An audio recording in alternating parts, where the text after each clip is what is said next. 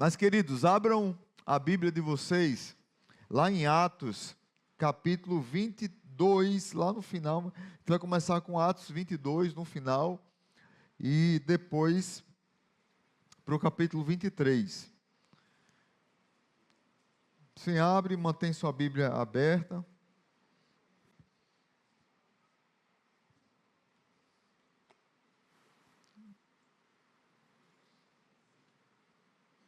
Não vai ter aqui o tema da mensagem? Ah, ok. Apareceu aqui. Eu vou começar com o versículo, você abriu no 22, agora vai para o 23, versículo 11. Vou ler o versículo 11, depois a gente volta para o início. Versículo 11. Na noite seguinte, o Senhor, pondo-se ao lado dele, disse: coragem, pois do modo porque deste testemunho a meu respeito em Jerusalém, assim importa que também o faças em Roma. Ok? Pode voltar lá para o 22 no final. A gente vai... Hoje vamos falar sobre esse tema, coragem. O Deus da missão é maior do que a oposição. A ideia aqui é que do texto do capítulo 23, a gente leu o 22 semana passada, a gente vê Paulo sendo acuado, preso, interrogado injustamente, sendo acusado de maneira injusta pelos judeus, pelos fariseus, pelos saduceus. E Paulo, semana passada a gente viu Paulo contando a sua história de conversão, e hoje você vai ver ainda mais se apertando o cerco para o apóstolo Paulo, ao ponto de literalmente eles quererem matar o apóstolo Paulo. E muitos de nós, não talvez nesse nível, mas muitos de nós passamos por situações difíceis que parece em algum momento que Deus está em silêncio. E aqui parece que Paulo está fazendo a coisa certa e vem oposição. Paulo fala a verdade, mas é mal interpretado. E a partir do capítulo 22, você vê que ele foi julgado de maneira mal intencionada, de maneira injusta. Aí no capítulo 23 vai falar sobre isso. O que se esperava dos fariseus, dos judeus, era justiça, mas o que aconteceu foi hipocrisia, orgulho religioso. Esperava-se paz, mas o que aconteceu foi violência. E isso foi se desmoronando, crescendo. Mas eu quero dizer para vocês, já de antemão, que Deus, de nenhuma maneira, de nenhuma forma, Deus perdeu o controle. Porque quando a gente vê o contexto que Paulo está vivendo, a situação que aconteceu com Paulo aqui, parece que Deus deu as costas para Paulo e não está vendo nada.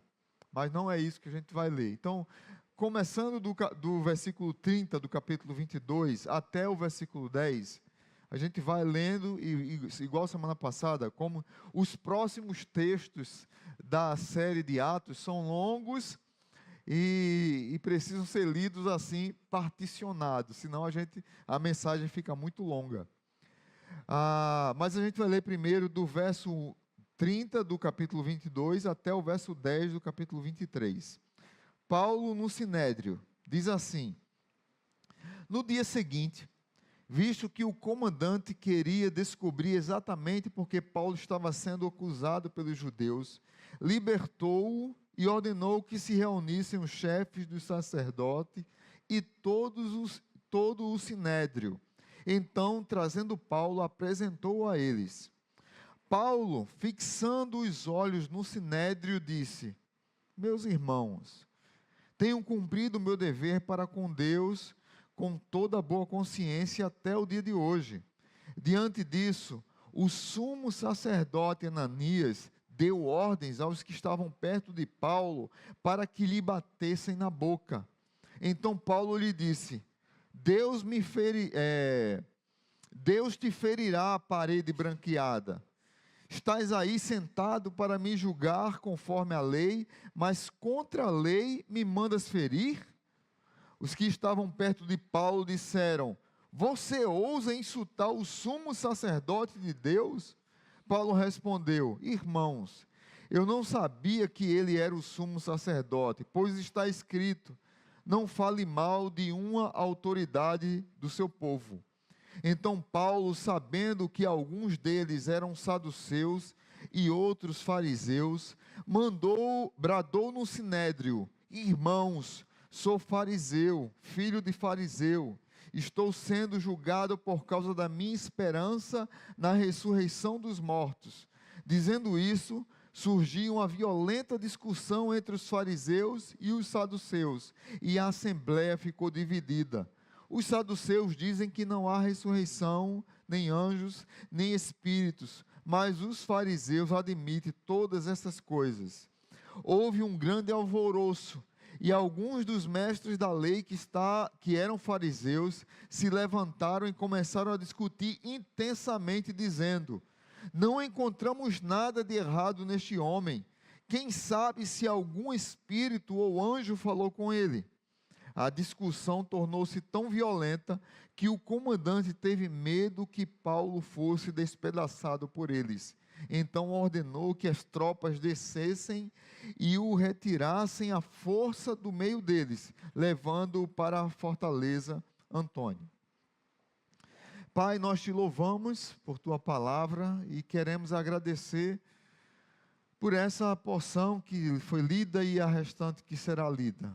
Que aqui na nossa igreja e aqueles que nos acompanham pela internet possam ser abençoados e que possam ler e meditar com fé na tua palavra. O Senhor não abandona o seu povo, o Senhor não perdeu o controle, o Senhor nos pede para ter coragem no meio da oposição. No nome de Jesus, amém. O Deus da missão é maior do que a oposição. Primeiro, por quê? Porque Ele sustenta seus servos quando a religião falha. Vocês viram aqui, o apóstolo Paulo é colocado no sinédrio.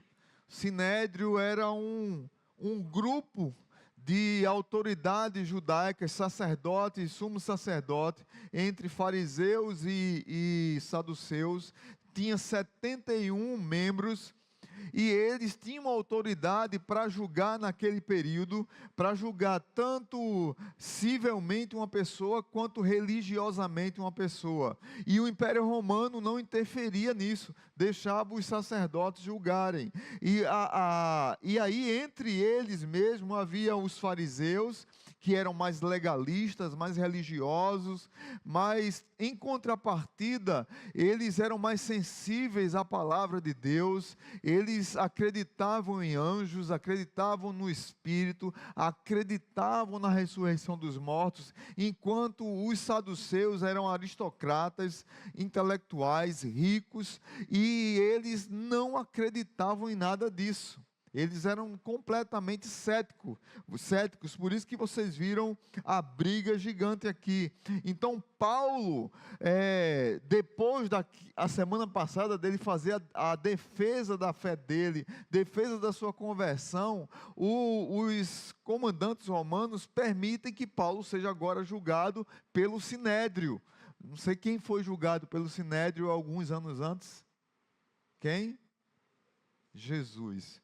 Se você pegar um comparativo da subida de Jesus para Jerusalém, o que aconteceu com Jesus, e você pegar um comparativo de Paulo subindo para Jerusalém, o que aconteceu com Paulo foi muito semelhante do que aconteceu com Jesus. Foi acusado injustamente, foi esbofeteado na cara, foi julgado pelo sinédrio por um julgamento mal feito, mal intencionado, um julgamento errado. Então Paulo é colocado aqui diante do maior tribunal religioso daquela época. Humanamente falando, aquele deveria ser um lugar que prevalecia a verdade. Mas a primeira coisa que o sacerdote manda fazer é dar uma tapa na boca de Paulo. dá uma tapa no rosto de Paulo. Sem investigação nenhuma, sem prova nenhuma, não há justiça, não há interesse pela verdade. John Stott diz que Lucas expõe aqui a falência espiritual da liderança judaica. O tribunal que estava encarregado de proteger a justiça tornou-se instrumento de justiça. Parece com um local, né, que a gente conhece.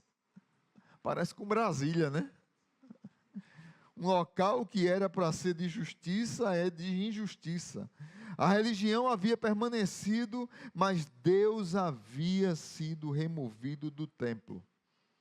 A religião centrada no desempenho, inevitavelmente ela produz acusação, violência, performance. A religião preocupada com desempenho, ela está mais preocupada com a performance, com o que é mostrado para os outros, não com o quebrantamento de dentro para fora. Você percebe aqui que mesmo no Sinédrio havia uma divisão terrível entre fariseus e saduceus. Como eu disse, uns criam na ressurreição e outros não criam. Paulo se aproveitou no bom sentido, ele aproveitou a oportunidade de que ele era fariseu, filho de fariseu, e jogou um triplex na cabeça deles. Olha, eu sou fariseu, filho de fariseu, eu estou sendo julgado por causa da ressurreição. É como se Paulo estivesse dizendo: vocês fariseus que estão aí do lado do Sinédrio, que estão junto com os saduceus, vocês estão me julgando porque eu creio na ressurreição dos mortos, porque eu creio que eu encontrei o Cristo ressurreto. Como é que vocês, fariseus, que creem na ressurreição, estão duvidando de alguém que se encontrou com alguém que ressuscitou, com aquele que venceu a morte, com aquele que é o Senhor da vida, com aquele que é o nosso Messias? Paulo deixa aqueles homens discutirem. Paulo estava sendo julgado, mas colocou lá a batata quente na mão deles, e eles começam a discutir entre si. Loucura, um atacando o outro. Mas chegou um tempo, lá no verso 9 e 10, que um dos fariseus disse: olha, a gente não encontra nada contra esse homem, não tem nada contra ele, por que a gente o está julgando? Não temos prova nenhuma contra ele, e ele crê na ressurreição dos mortos. Sabe o que é que acontece muito, irmãos? Com a religiosidade, é que quando a gente está brigando para estar certo, não pelo certo. Tim Keller diz que dentro dos nossos corações, nós criamos muitos ídolos. E um dos grandes ídolos que tem no nosso coração é a religiosidade. E Timothy Keller fala assim, o coração humano sempre constrói ídolos religiosos. Às vezes, o maior ídolo não é o dinheiro, não é o prazer, mas a necessidade de estar certo. Na discussão religiosa, eu quero vencer a discussão, e isso se torna um ídolo na minha vida. Você já viu briga de crente na internet? Arminiano, calvinista, cessacionista, carismático. Já viu essas brigas idiotas de crentes na internet? A necessidade de estar certo. Eu provei, eu derrubei o outro no argumento, eu venci, eu sou o cara. Se torna um ídolo. Quando isso acontece, a religião deixa de aproximar as pessoas de Deus e afasta as pessoas umas das outras. Luiz Saião contou dia desse, eu vi um vídeo, alguém me mandou um vídeo de Luiz Saião. Luiz Saião é um dos maiores intelectuais bíblicos, biblistas do Brasil. Ele já pregou aqui na nossa igreja. Luiz Saião fala 8 idiomas, 8, fluente. Sabe grego e hebraico com facilidade. Ele estudava tanto, e aí ele começou a ir para debates. Logo no começo do ministério dele. Até que um dia ele disse, eu vou para o debate. Ele ia para os debates para ganhar, para vencer. E ele fala isso chorando. Ele fala isso chorando. Até que um dia que ele foi para um debate com um irmão da Assembleia de Deus, simples, que tinha sido professor de Luiz Saião, quando Luiz Saião era adolescente, jovem, alguma coisa assim, se conheceram, e Luiz Saião foi lá para humilhar aquele homem. O Espírito Santo quebrou Luiz Saião naquele debate. Ele pediu perdão àquele irmão, ele pediu perdão a quem estava organizando o debate, e Luiz Saião mudou completamente o estilo de vida dele, de ministério, depois desse momento. Nós estamos diante do apóstolo Paulo, que está diante de fariseus intelectuais, de saduceus intelectuais, que estão mais preocupados em vencer o debate do que com a vida humana. Não que não deva ter debates, mas por que não são saudáveis? Porque no fundo do coração, no fundo da verdade, o que há é desejo arrogante de querer vencer. Paulo estava sendo sim cuidado pelo Senhor. Paulo estava sendo sim cuidado pelo Senhor, mesmo no meio dessa religião falha. E aí eu lembro de um caso, veja como isso é importante. Teve na Guerra Civil Americana, alguém chegou para Abraham Lincoln, e um pastor, na verdade, disse: presidente, espero que Deus esteja do nosso lado. Abraham Lincoln respondeu para o pastor: meu maior temor não é saber se Deus está do nosso lado. Meu maior temor é saber se nós estamos do lado de Deus. Porque às vezes na briga a gente quer defender que Deus está do nosso lado, mas a gente não está do lado de Deus. Luiz Saião, quando estava lá atrás, brigando em debates, ele não estava do lado de Deus. Os fariseus não estavam do lado de Deus. Os saduceus não estavam do lado de Deus. Estavam atacando um homem que tinha tido um encontro com Jesus ressurreto, tinha acabado de testemunhar que Jesus salvou a sua vida na estrada de Damasco, tinha acabado de testemunhar para aquele público que Jesus tinha mudado completamente quem era ele, e ele está sendo julgado porque teve esse encontro com Jesus Cristo. O Sinédrio acreditava que estava defendendo Deus, mas na verdade o Sinédrio estava lutando contra a obra de Deus. Mas a obra de Deus, ela não deixa de acontecer porque tem gente contra. E aí seguimos para o versículo 11, vamos voltar para ele. Segunda parte.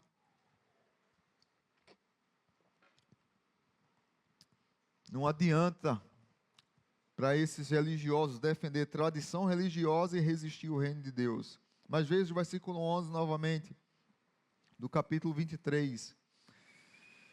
Depois dessa confusão aqui, de Paulo levar um tapa no rosto, de Paulo dizer que é fariseu e que está defendendo que se encontrou com o Jesus ressurreto. O Jesus ressurreto aparece para Paulo novamente. Se você quiser grifar, riscar, puxar na sua Bíblia, vale a pena. Esse texto aqui é espetacular. Versículo 11.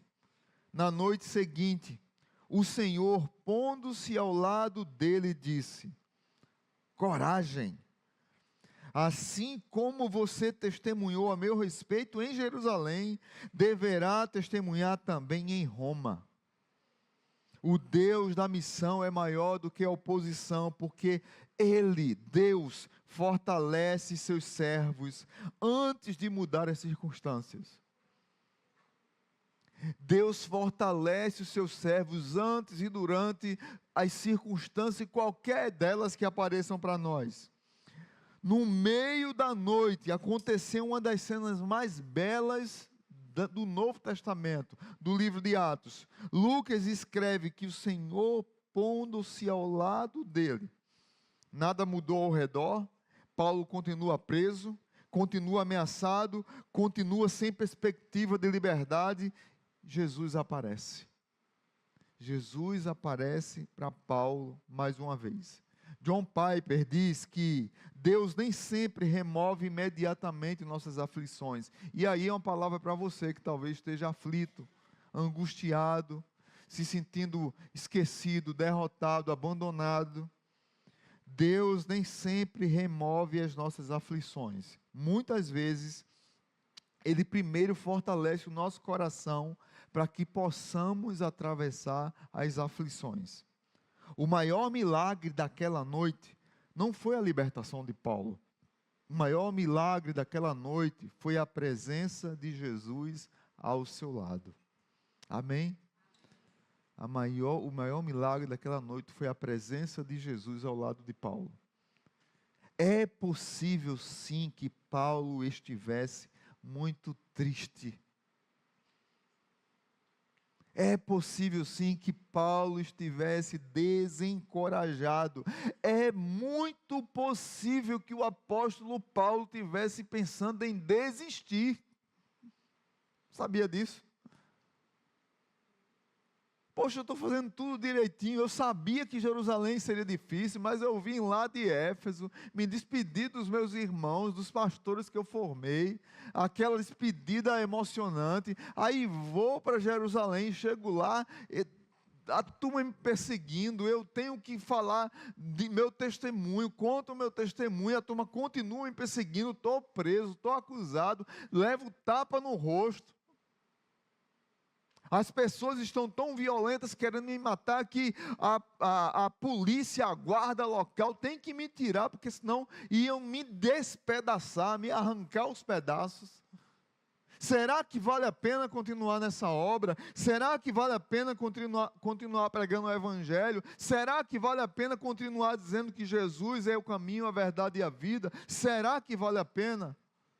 Quem aparece para Paulo, talvez nos seus questionamentos, nas suas perguntas, nos seus medos, na sua angústia, na sua frustração, no seu pensamento em desistir, quem aparece do lado de Paulo para encorajar Paulo é o próprio Jesus Cristo, que continua dizendo para mim e para você: coragem, coragem. Tenha ânimo. E é interessante que a ideia aqui de coragem, a palavra aqui, é a ideia de ânimo. Tenha ânimo. É força, não perca a esperança, não desista, a ideia é essa. E aí tem alguns textos do Novo Testamento que é usada a mesma palavra no original que Jesus usa aqui para Paulo, é a mesma palavra que Jesus usa para curar um paralítico. Lá em Mateus capítulo 9, versículo 2, Jesus disse: tenha bom ânimo, filho, estão perdoados os teus pecados. Aquela mulher que fazia 12 anos que estava com fluxo de sangue, que já tinha gasto dinheiro com médico, e aquela hemorragia não passava, tinha gastado dinheiro com religiões, com médicos, para tentar ser curada e não teve jeito. Aquela mulher com fluxo de sangue, Mateus também 9, Jesus diz assim para ela: tem bom ânimo, filha, coragem, coragem, a tua fé te salvou. Aos discípulos que estavam com medo da tempestade, quando viram Jesus andando sobre as águas, eles ficaram: quem é aquele? Que visão é essa? Jesus disse para eles: tenham bom ânimo, tenham bom ânimo, tenham bom ânimo, não temas. E também a mesma palavra é usada na última ceia, antes da crucificação. Jesus, na última noite antes da crucificação, Jesus disse para os discípulos: tenha bom ânimo, eu venci o mundo. É esse Jesus que agora está de lado do apóstolo Paulo. Paulo frustrado em Jerusalém, desencorajado, é esse Jesus que chega perto de Paulo e diz: coragem. Do mesmo jeito que você testemunhou de mim em Jerusalém, você vai testemunhar lá em Roma. Quem está dizendo isso para Paulo é Jesus. Não são os sentimentos enganosos do coração de Paulo que está dizendo que ele vai para Roma. Veja que Deus está conduzindo a história. Paulo chegou em Jerusalém, mas o destino que Deus queria que Paulo chegasse era em Roma. Eu já falei aqui para vocês que a sequência aqui, até o final de Atos, é Paulo ir para Roma. Paulo queria ir para Roma como missionário. Paulo queria ser pastor em Jerusalém. Paulo queria pregar em Jerusalém para depois ir para Roma. Mas Deus não permitiu que Paulo fosse pastor em Jerusalém. Mas Deus permitiu que Paulo fosse para Roma. Qual é o problema? Na nossa mente, Paulo foi para Roma preso. Mas de fato, Paulo foi para Roma como um missionário, porque Deus estava no controle da ida de Paulo para Roma. Jesus diz assim para Paulo: assim importa que também testemunhes em Roma. Não era só um desejo missionário, era um decreto divino. Jesus decretou que Paulo iria pregar em Roma. Mesmo preso, mesmo acusado injustamente, mesmo sendo ameaçado de morte. E aí não tem como eu lembrar de 1945, o missionário Jim Elliot, ainda era estudante lá nos Estados Unidos, estudou com Russell Shedd. Não sei quem lembra de Russell Shedd, que tem a Bíblia Shedd, aqui, um missionário que foi missionário aqui no Brasil, homem de Deus. Teve um avivamento numa universidade dos Estados Unidos que, no meio de um culto, vários jovens se entregaram, que estudantes se entregaram a Deus para a obra missionária. Um deles foi Russell Shedd, que se entregou para a obra missionária e veio para o Brasil. 5 outros jovens queriam ir para as tribos Aucas, acho que no Equador. E um deles era Jim Elliot. E Jim Elliot escreveu nesse dia, no diário dele: onde quer que Deus me coloque, ali será o lugar mais seguro do universo. Onde quer que Deus me coloque, ali será o lugar mais seguro do universo. E aqueles 5 missionários vão para as tribos Aucas, e o que é que acontece quando eles chegam lá? Todos os 5 foram assassinados pelos índios, com lanças cravadas em seus peitos. Jim Elliot era um desses. Algum tempo depois, a esposa de Jim Elliot, Elizabeth Elliot, recebe o chamado de Deus para ir para tribos Aucas pregar o Evangelho. E o que é que acontece? Os índios se convertem.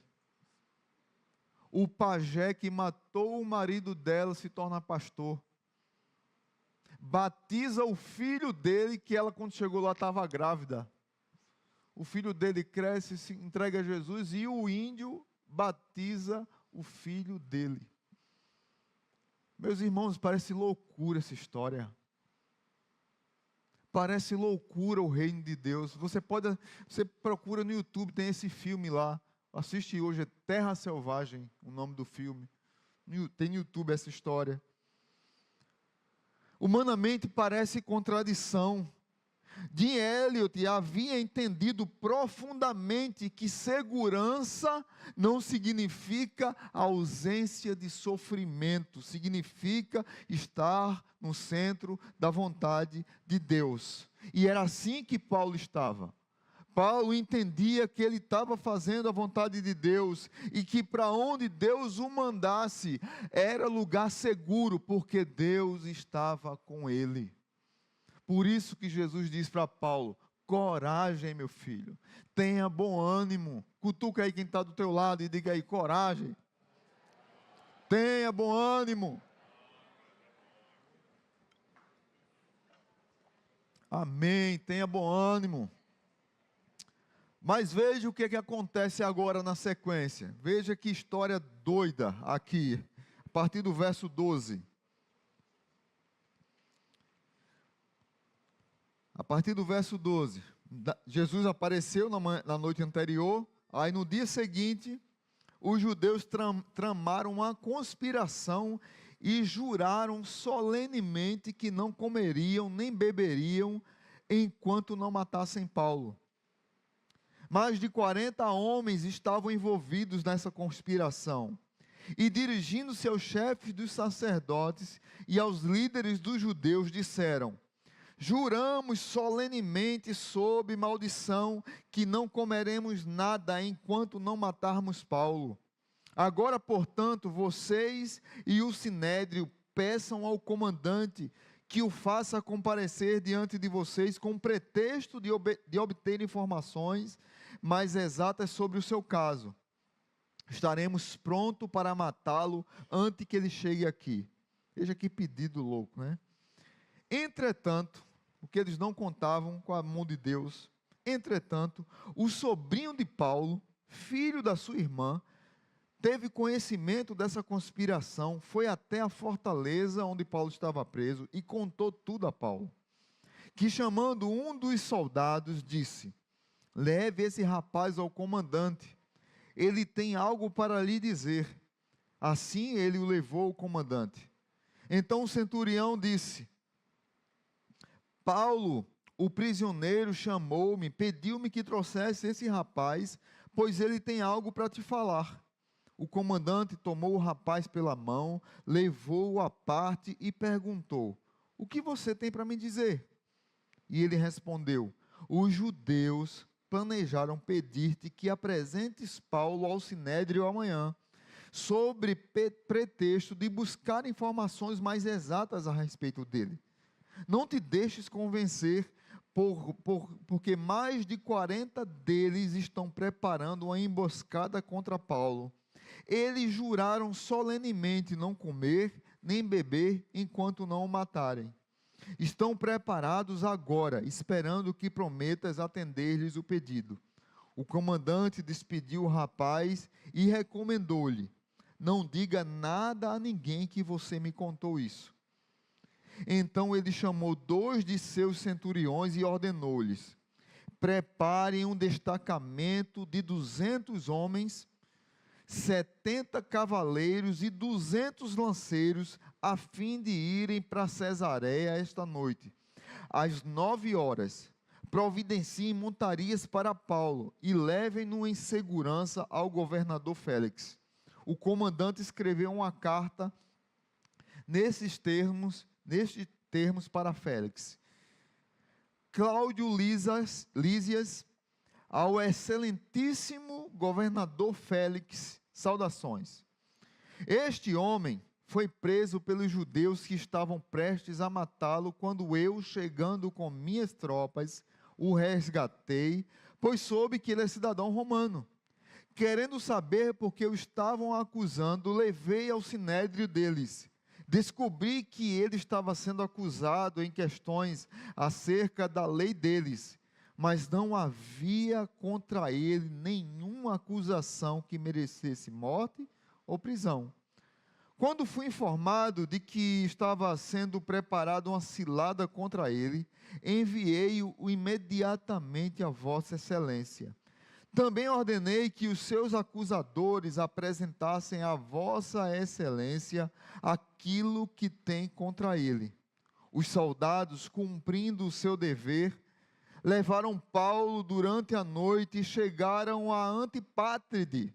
No dia seguinte, deixaram a cavalaria prosseguir com ele e voltaram para a fortaleza. Quando a cavalaria chegou a Cesareia, deu a carta ao governador e lhe entregou Paulo. O governador leu a carta e perguntou de que província era ele. Informado de que ele era da Cilícia, disse: ouvirei seu caso quando os seus acusadores chegarem aqui. Então ordenou que Paulo fosse mantido sob custódia no palácio de Herodes. Pense numa turma ruim. 40 homens fizeram um jejum de oração. Veja a que nível de idolatria da religiosidade faz.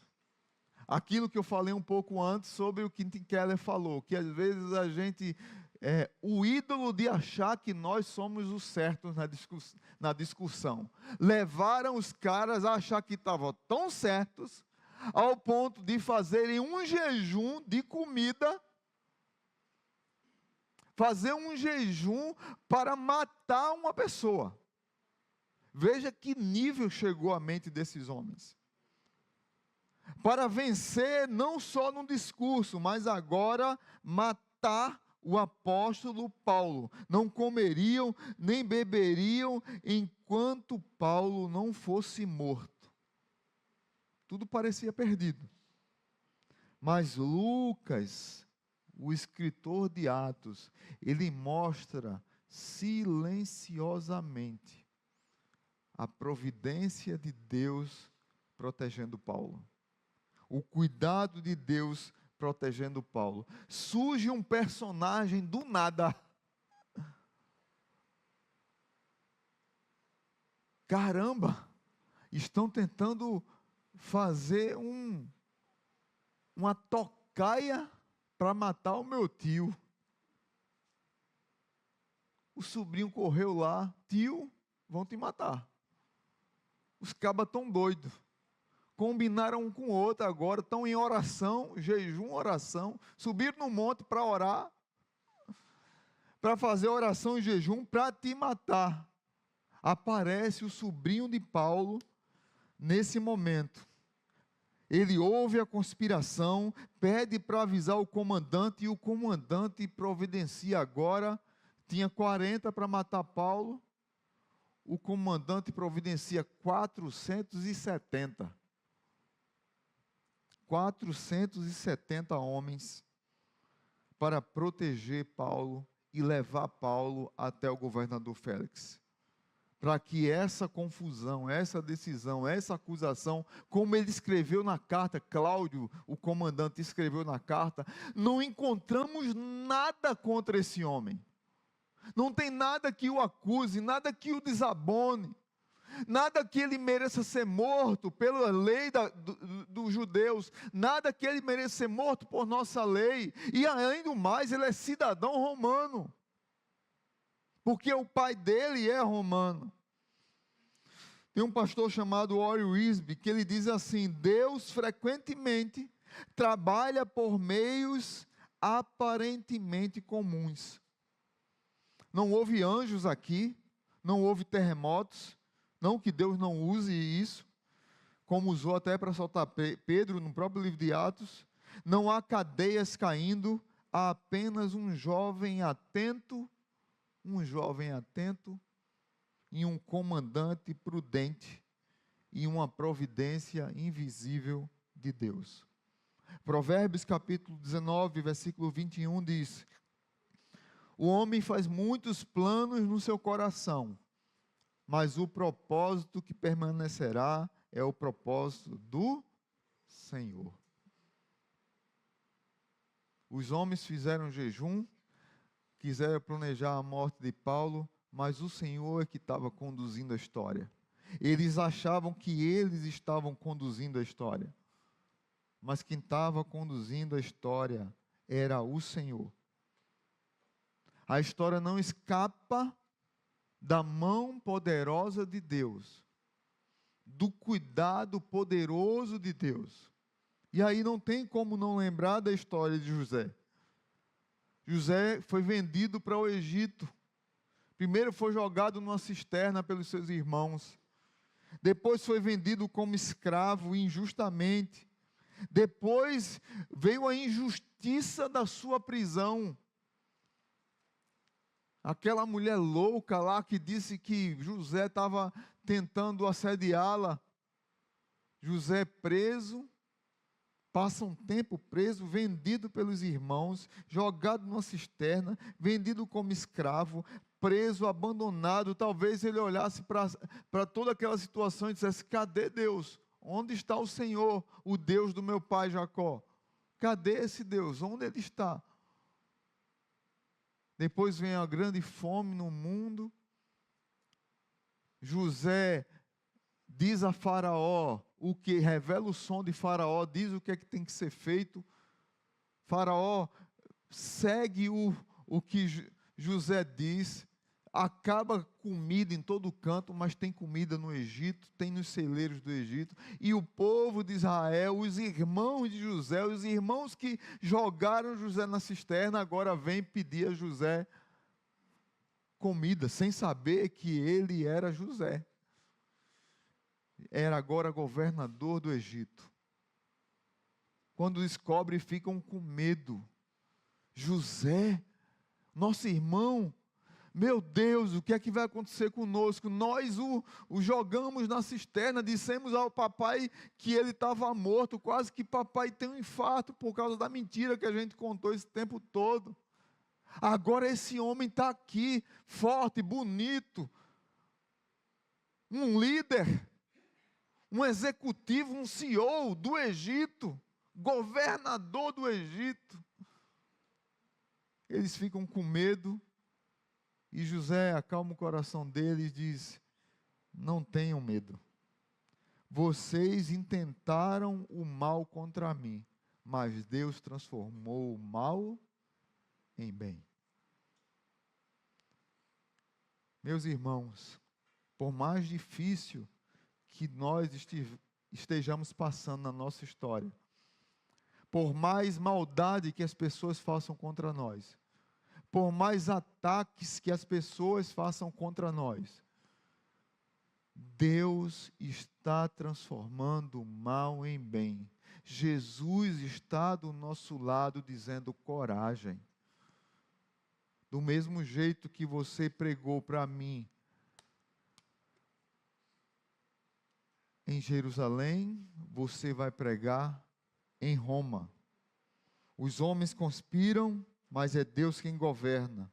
Os homens prendem, mas Deus é quem envia. Os homens tentam impedir, mas é Deus que abre os novos caminhos. Esse texto que nós lemos aqui não é sobre Paulo. Esse texto que nós lemos aqui não é sobre o personagem Paulo, ou sobre o sobrinho de Paulo, ou sobre o comandante. Esse texto que nós lemos é sobre o Deus de Paulo. O Deus de Paulo estava conduzindo a história. É um Deus que governa tribunais, é um Deus que entra nas prisões, é um Deus que fortalece os nossos corações, é um Deus que transforma prisão, angústia, sofrimento em missão. Deus nos usa no nosso sofrimento e coloca a gente no mundo para sermos missionários. Nenhum momento, nunca, a Bíblia nunca nos ensinou que não teríamos sofrimento. Mas a Bíblia ensina que Jesus está do nosso lado, dizendo: tenha coragem, tenha bom ânimo. Eu estou do seu lado. E se Jesus está do nosso lado, nós somos do lado vencedor. O Jesus que ressuscitou dentre os mortos estava do lado de Paulo. Paulo estava experimentando aquele cuidado bem próximo. Do mesmo jeito, Jesus está do lado da igreja. Jesus está do seu lado, porque você é igreja. Então, coragem, meu irmão. Coragem, minha irmã. Sei que a vida não é fácil. Sei que a luta não é fácil. Sei que passar por oposição não é fácil. Nos leva a incertezas, nos leva a angústias, a medos, a portas fechadas, a achar que Deus nos abandonou, achar que tudo conspira contra nós. Essa semana eu estava ouvindo o testemunho de uma irmã que chegou no momento que ela disse: meu Deus do céu, tudo deu errado na minha vida. Tudo. Furo por uma porta, porta fechada. Quis passar a janela, janela fechada. Voltei pela cozinha fechada. Aí ela diz que virou a chave quando ela percebeu que Deus fechou porta, janela, botou cadeado, porque Deus estava a protegendo de tomar uma atitude errada. E aí ela tomou a atitude certa. E Deus abriu porta, janela. Deus abriu porta. Deus abriu cozinha, tirou o cadeado, tirou as grades. Porque Jesus estava do lado dela. Muitas vezes achamos que devemos permanecer desencorajados. A minha oração é que hoje você grave no seu coração capítulo 23, versículo 11. Coragem. Eu vou usar você do mesmo jeito que você pregou em Jerusalém, você vai pregar em Roma. Eu estou com você na missão. Você vai chegar lá. Que Deus abençoe sua vida e que você saia daqui encorajado pelo Jesus que ressuscitou dentre os mortos. Vamos orar? Pai, nós te louvamos e agradecemos porque o Senhor ressuscitou dentre os mortos e chega do lado do seu povo dizendo: coragem, tenha bom ânimo, levanta a cabeça, eu estou contigo. Assim como Jesus fez com o apóstolo Paulo, Ele continua fazendo com a sua igreja, com o seu povo. Tira de nós qualquer arrogância religiosa, qualquer desejo de vencer uma batalha, um argumento, de vencer uma discussão. Coloca humildade no nosso coração, zelo pelos outros, amor às pessoas, amor à tua obra, proclamação do Evangelho queimando, ardendo no nosso coração e na nossa boca. E nos usa para a tua honra e glória, mesmo no meio das dores, dos sofrimentos, das dificuldades que nós passamos, das lutas que nós passamos. Todas elas são legítimas. Nenhum momento nós estamos aqui dizendo que as lutas não são legítimas, e doem pra caramba. As mentiras, as falsas acusações, a perseguição, ficar desolado, ficar desencorajado, ficar acuado, tudo isso machuca. Mas no meio dessas aflições, que nós saiamos daqui hoje convictos de que Jesus Cristo ressurreto está do nosso lado, dizendo para nós: tenha bom ânimo, filho, coragem, filha, coragem, minha filha, coragem, meu filho, eu estou aqui do seu lado. Muito obrigado, Jesus, porque ser encorajado pelo Senhor nos dá sinal e garantia de que estamos do lado certo. Que o amor de Deus o Pai, que a graça maravilhosa de Jesus e que a comunhão do Espírito nos acompanhe, nos dê uma semana abençoada, cheia de coragem, para a honra e glória do Senhor, em nome de Jesus, amém.